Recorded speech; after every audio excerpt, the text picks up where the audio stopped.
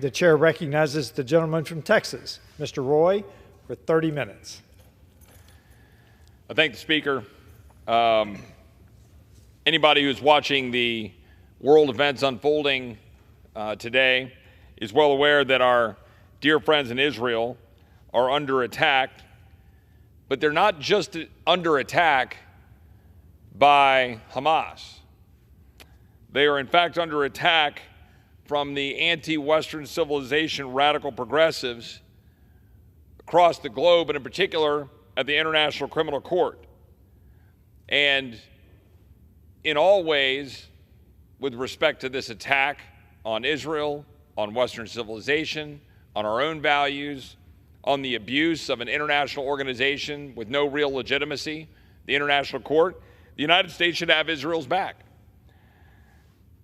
Let's look back for a second at October 7th. Let's look at what Israel is dealing with in addition to a long history of being under attack, of facing foes in the Middle East, of having to live in constant fear of attack, of having to live under the technology provided in mutual relationship between the United States and Israel with Iron Dome and with David's Sling and with all the technology to shoot missiles down. How many Americans would like to be sitting in Manhattan or in D.C. or in Austin, Texas, or in Dallas or in San Francisco or any other part of this country and be sitting there knowing that the only reason they're safely sitting there is that the missiles that are constantly being fired at them are being taken down by technology? I don't think that would sit too well with most Americans. I don't think most Americans would sit back if rockets were being fired into our nation from Juarez into El Paso. I don't think we just sit back and say, oh, that's great, fine, keep firing missiles, we'll just put up a shield and shoot them down. I think we would do something about it, and I think it would be pretty violent. And I think we would be right to do so. Look at October 7th for our friends in Israel. Let's start with the fact that 22 American citizens were killed. Let's add to it that 1,000 Israelis or more were killed. Almost 3,000 injured. 4,500 rockets were fired in from Gaza by Hamas into Israel. 1,300 targets were struck. Not since the Holocaust has this large a number of Jews been killed in a single day. That's the truth. Hamas beheaded at least 40 babies. Let that sink in for a minute. Hamas beheaded at least 40 Israeli babies. Hamas terrorists not only raped and murdered Israeli women, they forced husbands, families, and friends to watch. That happened. We have documentary evidence. We know this occurred.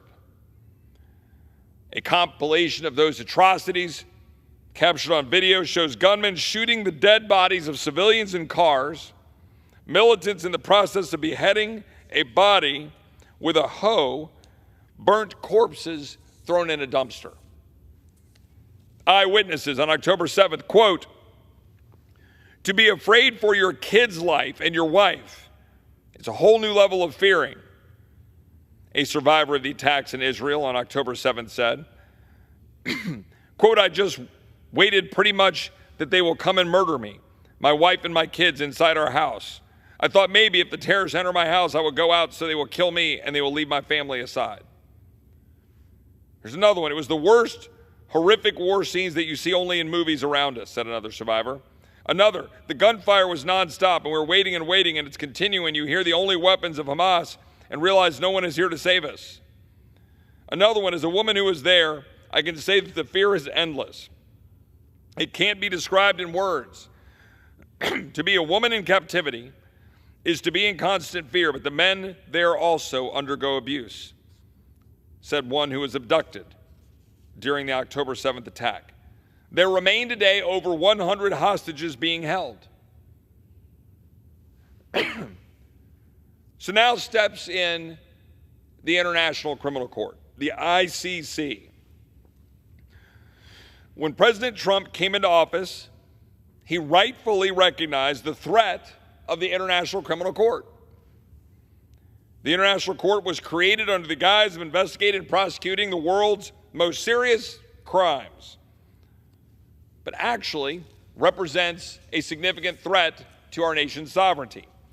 In 2020, when President Trump came into office, he issued an executive order punishing by way of sanctions anyone at the ICC that goes after the United States service members, or our allies, such as Israel.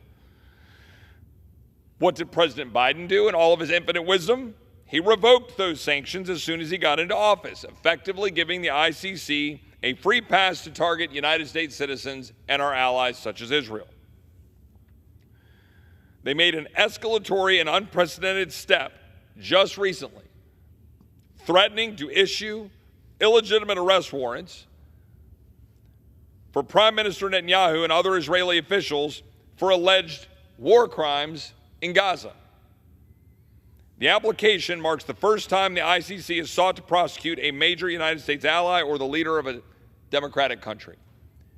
What you are seeing happen is an unprecedented assault on Western civilization, on Israel, and by extension on our sovereignty as America. Now, I view this court as an illegitimate court. It has no authority over America. Technically, we are a signatory to the court because President Clinton signed on, but did not submit it to the Senate for any kind of ratification, so it has no legal force in America. But do you think that the ICC will target Americans? You bet they will. If we don't act right now to quash what is occurring with the ICC targeting the Prime Minister of Israel, think about that. An international court with no real legal authority in the United States is targeting the Prime Minister of Israel for responding with military force to the attacks, rockets, murders, rapes, beheadings levied against the citizens he represents as the Prime Minister, levied against them directly from Hamas. A nation, by the way, Israel, which has taken the unprecedented step in history to give warnings to citizens, civilians in Gaza, up to 2 weeks advance notice. In one case, dropping 15 million leaflets across Gaza to warn them, you need to clear out because we're going to take out these Hamas facilities.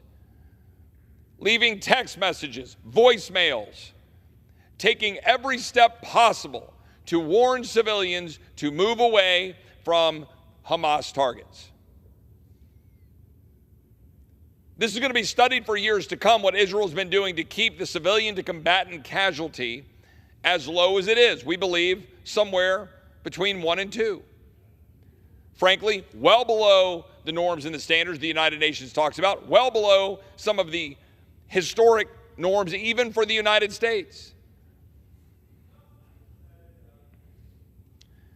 This must be stopped because when they're going after the Prime Minister of Israel, they're going to go after us.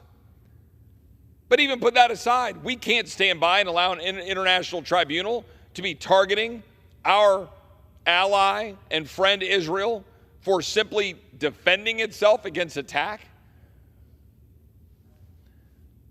This is why I was proud to join with Representative Mast from Florida, Representative Stefanik from New York, to introduce the Illegitimate Court Counteraction Act to impose sanctions on the ICC officials who seek to go after U.S. citizens or our allies, modeled very similarly to the Trump executive order.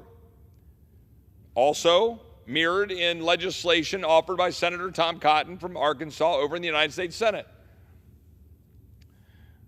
As I've stated, the ICC, the International Criminal Court, is an illegitimate court. It represents a threat to the United States and our sovereignty. Frankly, we should be more aggressive than what we've put in this legislation. But we're seeking to move quickly in a world in which the current administration is at war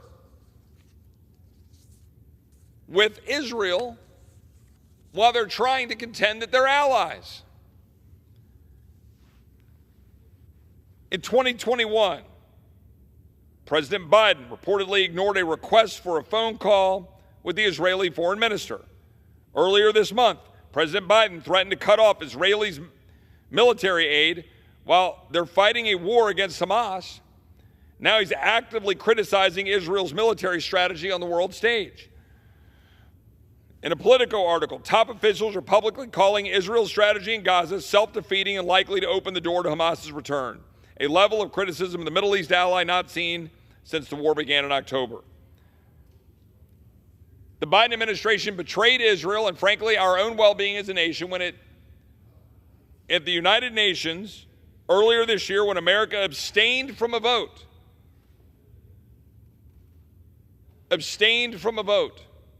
when the United Nations was calling and demanding for an immediate ceasefire, which would have been a one-sided ceasefire, hamstringing Israel in its defense against Hamas. The United Nations lowered its flag to mourn the recent death of the butcher of Tehran, the president of Iran. The United States Deputy Ambassador to the United Nations, Robert Woods, stood for the moment of silence in honor of the former president of Iran. This is what this administration is doing. They're taking steps directly to undermine Israel. We have never seen this kind of unprecedented undermining of one of, if not our closest ally, at a time when they most need our support. And look, I am not one to believe in blind support. I've in fact voted against funding here because I thought the funding was foolish and misguided because it included funding that would go to Hamas. We voted for, I think, about $15 or $16 billion of aid to Israel, something I generally supported. But it included $9 billion in humanitarian aid, which we knew, based on history, common sense, and experience, would go to Hamas. And in fact, it is. We should not blindly support anybody. We should not just write blank checks. We should not pat ourselves on the back for support. But when you've got an international criminal court that has no legal force in the United States, when you've got an international criminal court threatening to go after the prime minister of our very close, if not closest ally, for defending itself when it's having rockets fired out of itself and against enemies that beheaded 40 of their own babies, I'm sorry. That criminal court needs to be forcefully condemned by the United States. But at the same time, this is all going on. And I hope we will bring forward this legislation forthwith. It is a good bill. It has, I think, 60 co-sponsors and growing with a cross-section ideologically of the conference. I hope we will bring this bill forward when we get back from Memorial Day recess. And I want to compliment the Speaker of the House, Mike Johnson, for his work in trying to move this bill forward. I want to compliment the Chairman of the Foreign Affairs Committee, Michael McCall, for his work in trying to get this forward and working with a broad cross-section of us to get legislation to condemn the International Criminal Court, pass sanctions, force them to understand that if they're going to act against our ally, if they're going to take an unprecedented step of issuing warrants against the Prime Minister for alleged war crimes, that we will sanction them and that they will have no welcome mat in the United States. By sanctioning, we mean that all of the actors involved would not be welcome here, their families would not be welcome here, their visas would be revoked, and other penalties and measures, including any funds that potentially flow from the United States to get to the International Criminal Court, which are not supposed to occur but often do through these various NGOs, that we would take all the steps we can to undermine an International Criminal Court that has no basis. But while that is going on, remember this. At every stage of the war from October 7th, the regime of Egyptian President al-Sisi has undermined Israel's war effort in a bid to prevent the Jewish state from defeating Hamas. Now, the financial interests of the al-Sisi family appear to have been advanced significantly through cooperation with Hamas efforts to build tunnels across the border with Egypt. Now, how do we know that? Well, in the last 10 days or so, Going back to May 11th, Israel revealed that during the early stages of the IDF, the Israeli Defense Forces, operation in Rafah, now pause for a second. The world geniuses, all of the elites in the world body said, no, Israel can't go into Rafah. They were adamant about it. These are war crimes. You can't go into Rafah. There are, civilians there. Well, Israel's been going into Rafah. They need to root out the battalions there. They need to kill more Hamas. They need to destroy Hamas, leveling it to the ground, minimize civilian casualties, and find every way they can to restore peace and well-being by destroying their enemy. We would want nothing less as Americans, I assure you. Israel revealed that during the early stages of their operation in Rafah, IDF forces discovered more than 50 underground tunnels that traverse the international border between Egypt and Gaza. This story is not getting nearly the attention that it deserves. What is it that the international bodies, what is it that the people and Palestinians in Gaza and the folks associated with Hamas and those that are enemies of Israel, what is it that they didn't want us to know? The scope of the cross-border tunnel project indicates that Egyptian authorities were not merely aware of Hamas's operation, they were supporting it. They were partners. They were making money. All by the way that there's all sorts of existing international agreements dating back to 1979 between Egypt and Israel. How much American money is flowing to Egypt? How much American money is flowing to the very countries, the very entities that are attacking Israel? And here, they didn't want people to go into Rafah. They didn't want Israel to go in. Why? Because they knew that the game was going to be given up. That there is a concerted, coordinated effort throughout the Middle East region to find ways to dismantle, disrupt, attack, and destroy Israel. That's the truth. And this president is effectively supporting it, pulling back on the resources given to Israel, undermining diplomacy, calling for one-sided ceasefires, funding Iran, lifting sanctions on Iran, allowing billions of dollars of their oil money to flow to China, which is enriching Iran and empowering China, undermining our national security, undermining our ally Israel. That's all occurring right now, all while the International Criminal Court is targeting the Prime Minister of Israel. Now look, there's nothing new. Egypt has tried to undermine Israel's military operations in Gaza every step of the way. Egypt has blocked the exit of Gazans from the war zone. Egypt has blocked humanitarian aid from entering Gaza while accusing Israel of genocide at the International Court of Justice. Egypt has threatened to abrogate its peace treaty with Israel and tied the future of the peace to Israel's bowing to pressure not to operate in Rafah. Egypt has undermined hostage talks and waged political warfare against Israel at the United Nations and other international arenas.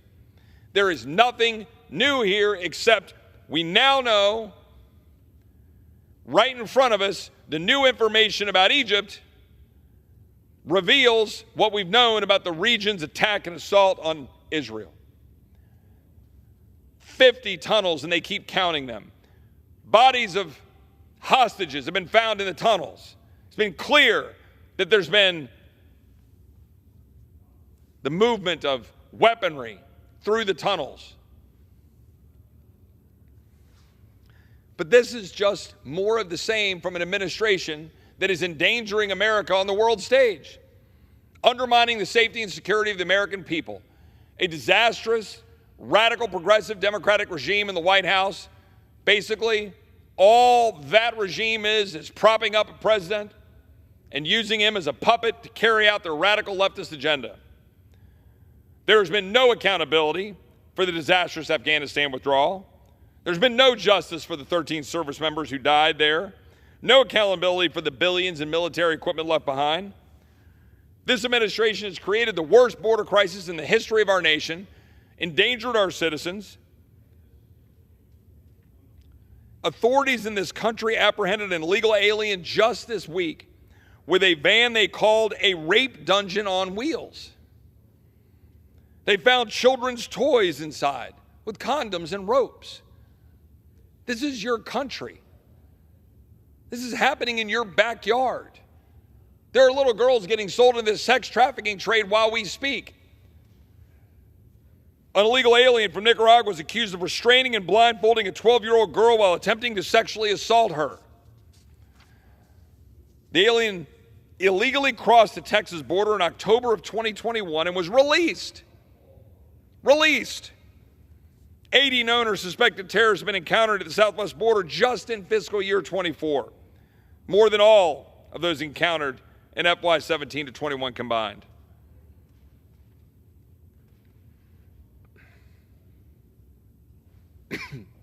Meanwhile, we've sent $175 billion for a proxy war in Ukraine. We have no clear strategy and no defined objective, no oversight on spending.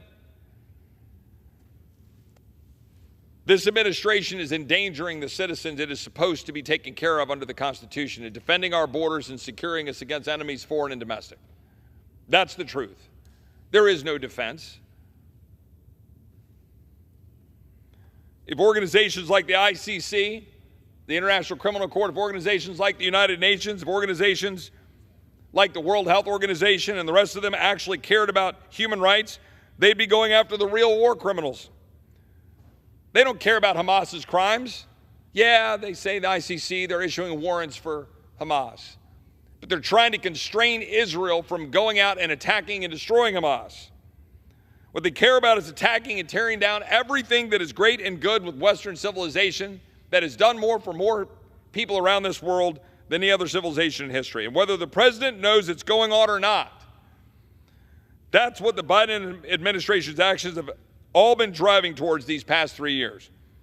They're destroying our sovereignty and weakening us on the outside while pushing chaos, economic ruin, and moral disintegration domestically. I hope my colleagues will support the ICC sanctions bill. It's important. I hope we'll all support it. But I have to address one other thing, because while I think we'll have unity among Republicans in pushing back on this International Criminal Court that's undermining our sovereignty and targeting our friend and ally Israel, and while I hope that we will be able to speak with one voice when we get back on that subject, there's another thing that's going on consistently here in this town. 18 months ago, some of us set out to change the institution. We set out to change the rules and open up the process and be able to have more amendments, have more voice for the entirety of the majority in the decision-making of the leadership. And for a while, that resulted in some changes. Last year, we were able to get Republican and broad support for what we call the Limit, Save, Grow Act in order to put forward a vision for limiting the increase in debt while expanding fiscal responsibility. It was good legislation. We passed the strongest border security bill that we've ever passed. It had no amnesty in it. It had legitimate border security measures that have been rejected by Democrats, but which would, by any objective measure, secure the border of the United States, and almost assuredly would have meant that the killer who was paroled into the United States by the Biden administration would not have been able to be paroled and would not have been able to kill Laken Riley. We passed that bill. We passed that bill as Republicans, uniting to do that. We passed 7 appropriations bills. We processed about 1,100 amendments. We were able to move the ball forward in order to unite, in order to get this train back on track to see if we could do the appropriations process the right way. But there are many people in this body, particularly among my Republican colleagues, who want to hide behind rules and hide behind votes on rules, taking down rules, to say that we're not actually carrying out regular order. Now, what does that mean for the average citizen out there? There are people in this town who want to have every excuse possible for blowing the budget of the United States, racking up debt, leaving the border wide open, sending more money overseas for endless wars, and then coming to us and crying about how somehow we don't get it. We don't get it, you see. We're supposed to all work as a team and agree to all the rules. Does it matter what's in the rule? What good is unity if your unity is for a terrible and stupid and destructive purpose? What good is unity if unity is going to rack up more debt and destroy our budget, destroy our children's futures, and empower bureaucrats, empower tyrants, take away liberty, leave borders open, allow people to die, empower China, send money to Ukraine? What good are promises to say that you're going to secure the border of the United States before you deal with Ukraine and then do nothing of the sort? What good are rules that carry out that as the result? When you hear a Republican decrying the fact that some of us want to say no and stand athwart history, yelling stop, to quote William F. Buckley, ask them what they've done. Ask them what they've done to limit spending, cut spending, secure the border, do anything they said they would do. Ask them to prove it. Ask them to show their votes. Because nothing is going to change in this town as long as people bow down to the power brokers who tell you how it is. I will again state on the floor of this chamber, I answer to God, the Constitution, and the 750,000 people who sent me here. I answer to no committee chairman. I answer to no speaker. I answer to no colleague. I answer to those Texans I represent, and following the law. My election certificate is every bit as valuable as anybody else's here. And if they don't like it and they want to go home and explain why they saddle up with Democrats for more Democrat support and majority Democrat support, and they want to try to explain their votes, go ahead. Explain the kill switches on cars that you voted for. Explain the Republicans who voted against defunding UNRWA last September, 3 weeks before Israel was attacked by people funded by UNRWA. Explain that.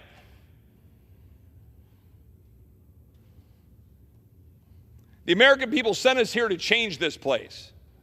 I had a colleague just a minute ago in a meeting who was just saying, been here 14 years, and we've done nothing of the things that we set out to do. Amen. We have an obligation as members of this body to actually do the things we said we would do.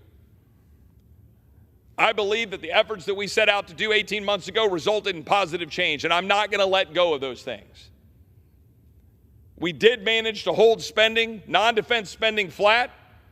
Defense spending that went up was paid for out of the height of the IRS expansion and out of COVID money. We passed the best border security bill we could.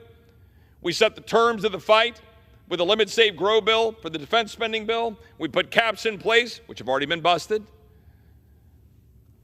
We started to push this place in the right direction, and that is the direction we ought to go back to. Over the next 5 or 6 months, the American people are going to have choices to make.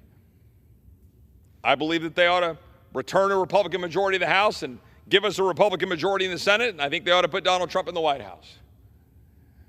But none of that will matter if Republicans aren't willing to come here and do what we said we would do and put every ounce of your election certificate on the line to do what you said you would do. Because we didn't come here to sit around for 2 years talking about how we get reelected.